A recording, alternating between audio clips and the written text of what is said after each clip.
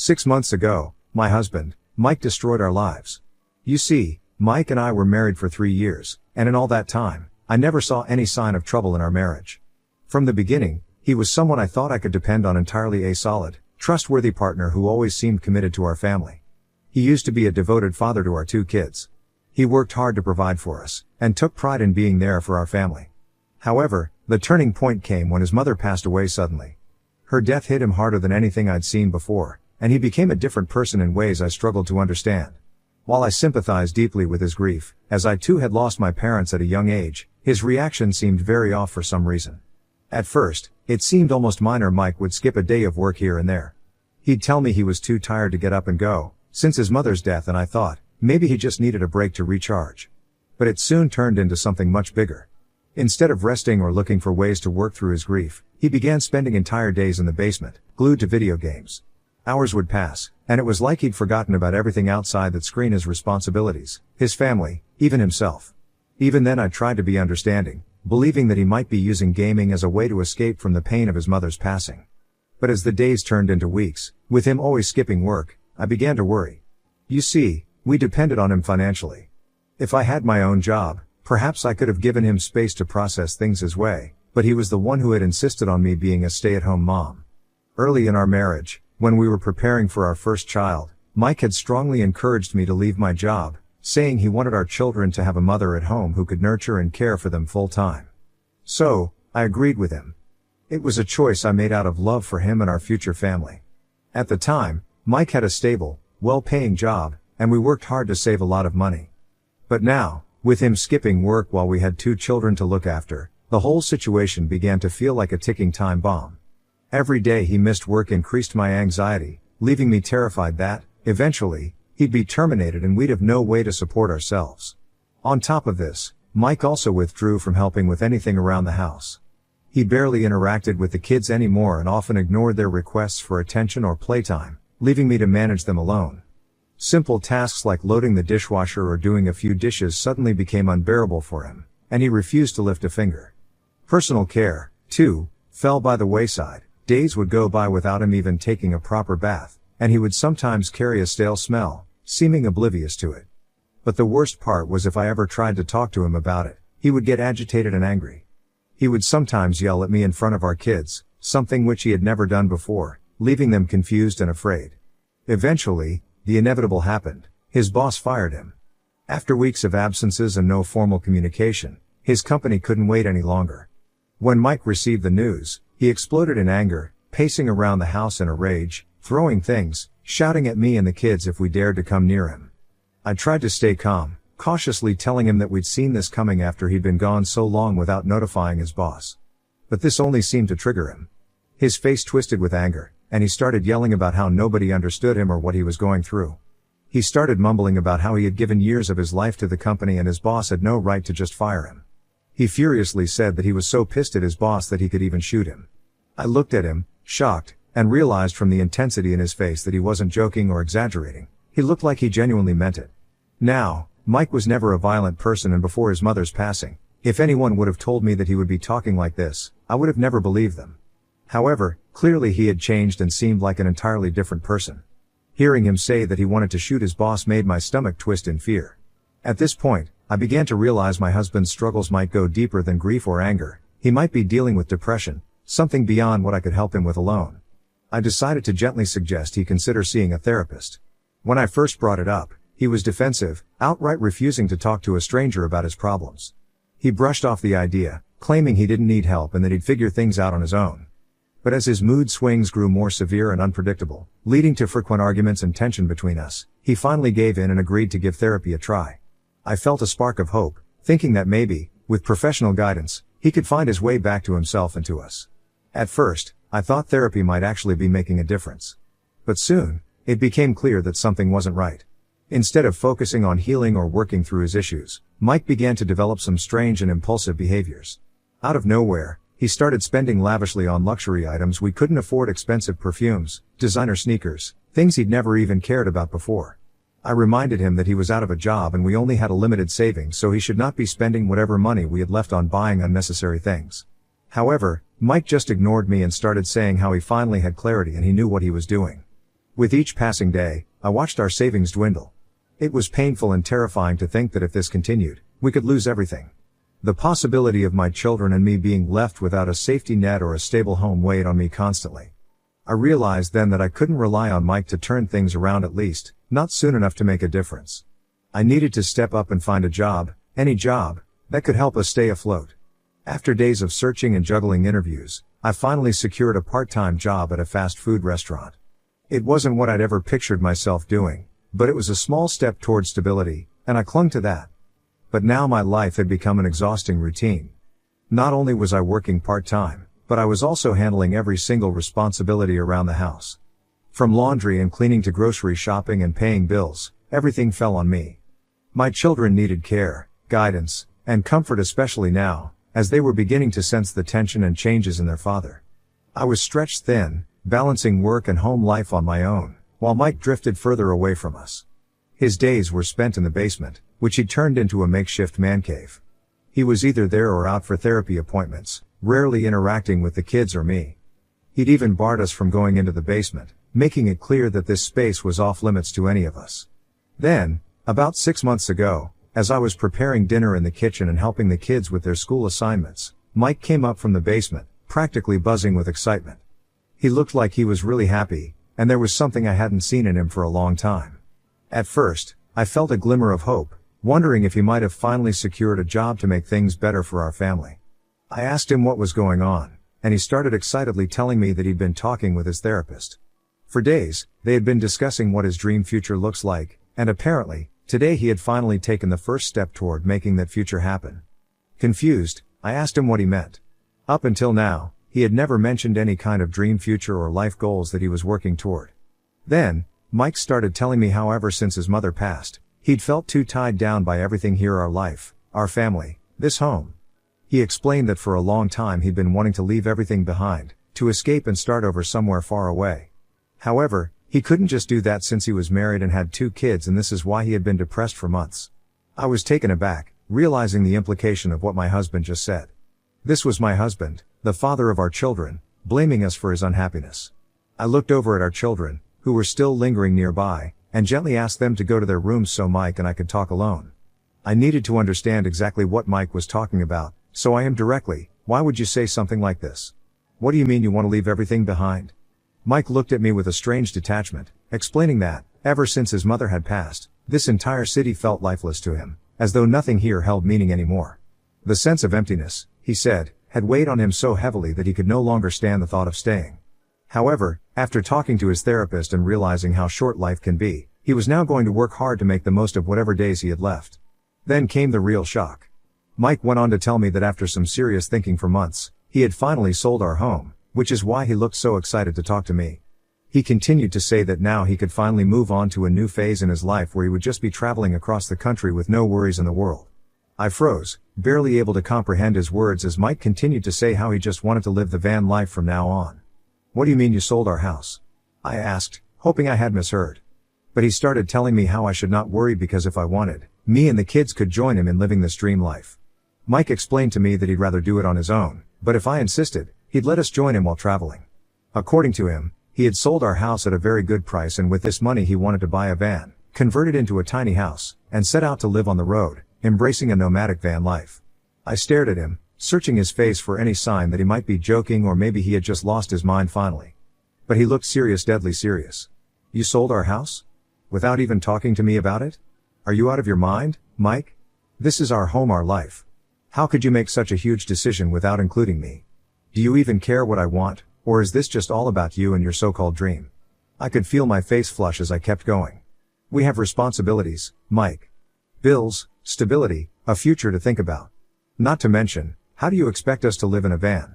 What about my job? What about everything we've built together? You just decided all of this on your own and expected me to be okay with it?" My voice cracked as the frustration, disbelief, and hurt spilled out all at once. "This is my house," he said flatly, "so I don't really need your permission to decide on what I want to do with it." With an almost rehearsed enthusiasm, he continued to convince me that this was the best decision for all of us. He pointed out how unhappy and sad he had been for months and had ignored me and the kids. But now, for him to be happy again, he needed to do this. Hearing his words, a surge of anger flared up inside me, Anger I had been trying so hard to suppress over the past months. Did he honestly believe I would just go along with his ridiculous plan? He sold our home, the place where we raised our kids, shared memories, and built our lives without a single word to me beforehand. As the reality of his choice sank in, so did the practical fears. Where were we supposed to go now? That's completely up to you, Mike said. If you want to come with me, we can use the money I have to buy the van and start traveling. If not, well, maybe you can stay with one of your friends for now. But you'll need to figure out a place for you and the kids soon. I pointed out to him how the kids needed to go to school every day and they couldn't do that if we lived in a van and roamed around. However, Mike argued that education didn't have to be learned from books or classrooms and that our kids could be taught from anywhere since nature is our greatest teacher. I scoffed at his response. He even suggested that we could make it work financially by taking up remote jobs while living on the road, jobs that would supposedly allow us to live freely and sustain our van life. My head started to pound as he went on and on. This sounded like a nightmare, like something from a story, not our real lives. Mike's words, his enthusiasm, and his complete detachment from reality made it feel as though I were talking to a stranger. Here he was, expecting me to uproot everything, jeopardize our children's future, and dive into a life that he dreamed up on his own, without a single thought of how it would impact us. I couldn't believe that, because of this impulsive, life-altering decision, our once stable world had come crashing down around us. Mike continued to press, insisting that as his partner, I should support him in this new vision. He spoke with such enthusiasm, even mentioning that he couldn't wait to share this good news with our children if I agreed with his plan. His words stopped me in my tracks. For months, I had supported him through everything from the depths of his grief to his self-imposed isolation, his anger, his rash decisions, and even the financial fallout of his unemployment. I had stood by him, hoping that if I kept things stable, he would eventually come back to himself. But, clearly he did not deserve me anymore. I looked at him and, for the first time, let the truth come out. You're right, Mike. I am your wife, and I have supported you every single day since your mother's death. I have been there for you without fail. I took on everything, from taking care of the kids and keeping up the house to picking up a job to bring in money after you lost yours. I hoped that by holding it all together, you would come back to us. But now you've gone ahead and sold our house, the only security we have. And you expect us to abandon everything? To raise our children in a van with no stability and no plan? No, Mike. I won't do that, and I certainly won't let our children's lives be uprooted because of this. Mike looked at me with a mixture of confusion and frustration, asking why I was blaming him for his decision when all he wanted was to feel some happiness. Taking a steadying breath, I made it clear that he needed to find a way to undo the sale. I told him he should either return the money to the buyer and let us keep our home or, at the very least, buy a new place where we could settle down. Mike refused to do this, arguing that he couldn't just abandon his dream of living on the road because of me. He insisted that I was standing in the way of his happiness, as if his dream somehow justified throwing his family into the streets. I told him flatly that if living in a van was what he truly wanted, then he was welcome to pursue that, but I would not uproot myself and our children to live out his fantasy. The kids and I needed stability. And if that meant he would go on without us, then so be it. Mike stayed quiet, and I hoped he was taking time to think it over and would eventually choose to stay with us. But I couldn't have been more wrong. Without a second thought, Mike left us behind. Within a week, he had packed up his things and left us to live out his so-called van life dream. I just couldn't believe it. Me and the kids had nowhere to go. With no real support from Mike, I had no choice but to turn to my older sister, Lizzie, who graciously offered us a place to stay. Lizzie had always hated Mike, so when she found out that he had abandoned us to go live his dream life, she was even more furious. She pushed me to file for divorce immediately. At that moment, though, I wasn't sure I was ready for that. I didn't have the financial means to proceed with a divorce, and everything was still so overwhelming. Honestly, I never imagined I'd find myself in this situation, facing the possibility of separation after everything me and Mike had been through together. I needed time to process everything, to catch my breath, and to figure out how I was going to rebuild our lives without him. Lizzie was the one who helped me find a new and better job as an assistant at her friend's boutique. This job was such an upgrade compared to my part-time fast food job. Even though I was happy to be earning well, and being able to support my children, I still was heartbroken over losing my husband. My children were also confused. Mike didn't even have the decency to talk to them before leaving. As a result, the children were so confused about why their father wasn't coming home or why we were not living at our home anymore, and it broke my heart every time I couldn't give them a straight answer. I tried calling Mike, hoping he'd at least take a moment to talk to the kids, to explain himself, but he refused to pick up. After a few weeks, he even disconnected his number altogether, which meant I couldn't even contact him. It was like he had completely erased himself from our lives, leaving me to carry the weight of his decisions, while the children were left with nothing but their unanswered questions. The past 6 months have been incredibly hard, but I've slowly managed to rebuild my life. The children have finally begun to settle down, and they've started to adjust to life without Mike. It's been a huge relief to see them happier, more at peace, and no longer burdened by the tension Mike's absence caused. As for me, I've come to terms with the reality that my life is no longer with him. I've accepted that our relationship is over, and I've spoken to a lawyer, preparing to file for divorce. The only problem is, I don't know where Mike is. He disappeared without a trace, and none of his friends or family seem to have any idea where he is now. I considered hiring a private investigator to track him down, but I didn't want to waste any more money on him, especially after everything that had happened. Then, out of nowhere, Mike reached out to me yesterday. At first, I didn't even recognize the number, an unknown one, but when he identified himself, I was taken aback. After so long, I was shocked that he was trying to contact me. He awkwardly asked how me and the children were doing, and I sarcastically told him we were doing just fine without him. He was asking me more about our lives, but I seized the opportunity to be clear with him. I told him that it was actually good that he had called, because I wanted to serve him divorce papers. There was a long pause on the other end of the line.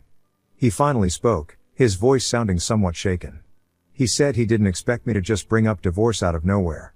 I couldn't help but laugh at that, considering this wasn't coming out of nowhere at all. This was the reality of what had been happening for months. He had abandoned us, leaving us without a house or any money, and yet he still expected us to stay married? That's when Mike started to tell me how he didn't want us to get a divorce. He pleaded that even though he had made a selfish decision by leaving, he was now fully healed and as good as new. Also, after all the time he spent on the road, he had come to realize that it wasn't as great as he had imagined. He missed us, he missed being a part of the family, and he wanted to come back to us. He begged me to give him a second chance. No. I refused outright. After all that had happened, after everything he had put us through, he thought he could just waltz back in and everything would be okay? I told him that I did not want him. In fact, me and the children didn't even need him anymore. We had moved on, we were doing just fine without him, and we were better off that way. Hearing this, Mike tried to argue with me, insisting that I was being too harsh and that he had changed on the road, that things could now go back to how they were. But I stood my ground. In the end, I told him he could take a few days to process everything, but I was going ahead with the divorce, no matter what he felt. Ida? Update 1. Thank you everyone for your suggestions. To clarify a few points, Mike never reached out to us even once during his 6-month hiatus on the road. He never gave me any money or paid child support. Besides his mother, Mike was never really close to any of his family, so no one had any idea where he went during these past couple of months. For anyone out there speculating that maybe he was cheating, or that he had some side chick, which is why he abandoned us in the first place, and now that things didn't work out with her, he's coming back to us, honestly, I don't care anymore. I'm not interested in digging into what he was doing or where he was. At this point, it doesn't even matter. The past is behind us, and whatever happened, happened. What I need now is clarity, peace, and stability for myself and the kids. At this point, all I want is a divorce from Mike, that's all. Update 2. So, I finally met up with Mike and served him with divorce papers. At first, he thought that simply meeting with me would somehow prove to me that he had changed, that I would see the person he had become. He started by telling me that he now had a steady job and had been diligently saving money. He said that during his road trip, no matter where he went or what new place he tried to settle into, he only found himself missing me and the children. He pleaded with me, asking for another chance, promising that this time he would do things differently. He even said he would buy a house for us again. I reminded him that he had sold our last house without my consent, a decision that had left me feeling betrayed and unimportant. He quickly promised that this time he would make sure I was included on the house deed, so that I would feel secure and protected this time around. I just shook my head at his empty words and handed him the divorce papers. I knew better than to believe him this time. The look on his face when he realized what was actually happening, when he saw that he wasn't being handed a second chance, but instead a lawsuit for child support and divorce papers, was absolutely priceless. He seemed completely taken aback, almost like he couldn't believe it. He asked me, in utter disbelief, why I was doing this to him, especially since all he wanted was to reunite us as a family. I made it clear to him that if he truly wanted to be there for the kids, that was fine, but I didn't want anything more than that. I told him straight up that he was not my partner anymore, and I wasn't about to let him disrupt my life again. I've been through enough. He tried to argue some more, like he always does, but I wasn't having it. I just turned around and walked away. At that point, he wasn't even worth fighting with anymore. I've heard all the empty promises and seen the same pattern too many times to keep wasting my energy. I was done with the drama. Since then, Mike has been bombarding me with multiple voicemails, practically begging me to meet up with him again, asking for another chance. The way he's acting feels almost desperate, and I can't help but feel irritated. He keeps texting me about how he lost his mother, and now he's going to lose me and the kids too. The thing is, this man was the one who walked out on us in the first place, leaving us all behind without a second thought. And now, here he is, acting like he's the victim, trying to manipulate me into feeling responsible for his misery. It's like he thinks a few pleas will somehow erase the past, but that's not how it works. Update 3, it's been 7 months since my last update, and I apologize for the delay in updating anything here. Life has been a whirlwind, but I just wanted to share where things stand now. After a lengthy divorce process, I finally got my divorce from Mike. The court ordered him to pay child support every month, just as I had wanted. Honestly, it was such a relief, knowing I wouldn't have to shoulder all of the children's responsibilities on my own anymore. On top of this, he was also ordered to pay all the overdue child support payments, along with a hefty alimony, as a consequence of abandoning his family all those months ago. As of now, Mike and I will share custody of the children, and I'm sort of okay with that. I want our kids to grow up with both of their parents in their lives, even though we're divorced. They deserve that stability, and honestly, I think it will be good for them. However, Mike abandons them ever again, I will make sure he loses them forever. Recently, I moved me and the kids into a small apartment of my own. Lizzie would have let us stay with her longer, but I felt guilty being there for so long, even though I was incredibly grateful for everything she had done for us. It was time to start our own new chapter and build a life for ourselves. These last few months haven't been easy, but I'm starting to feel like things are finally falling into place. Honestly, I'm proud of how far I've come and how far my children have come, too. I really believe we're going to be just fine.